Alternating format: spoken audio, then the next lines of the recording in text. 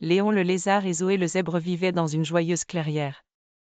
Léon était curieux et aimait découvrir de nouvelles choses, tandis que Zoé était très intelligente et connaissait beaucoup de faits intéressants. Un jour, Léon trouva une boîte remplie de divers objets scientifiques.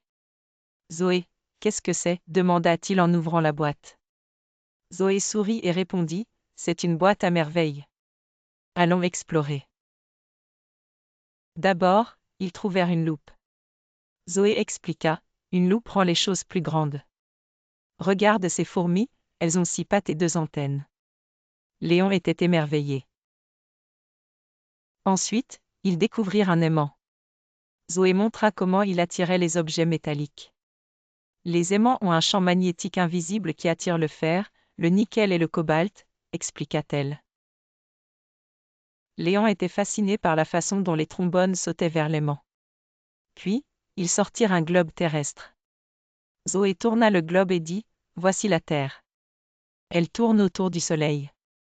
Un tour complet prend 1 an et donne lieu aux saisons. » Léon apprit que la Terre était légèrement inclinée, ce qui cause les variations de saison.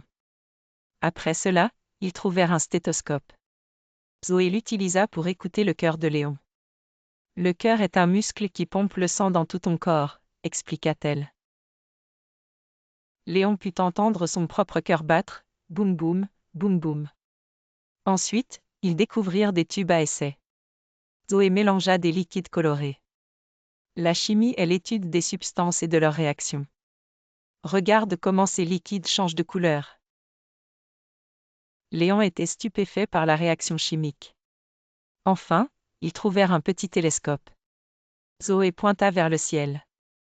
Avec ceci, tu peux voir les étoiles et les planètes. Léon regarda et vit une étoile brillante. C'est Vénus, dit Zoé. Saviez-vous que Vénus est parfois appelée l'étoile du berger, et qu'elle est presque aussi grande que la Terre ? La journée passa et Léon et Zoé retournèrent à la clairière, la tête remplie de nouvelles connaissances.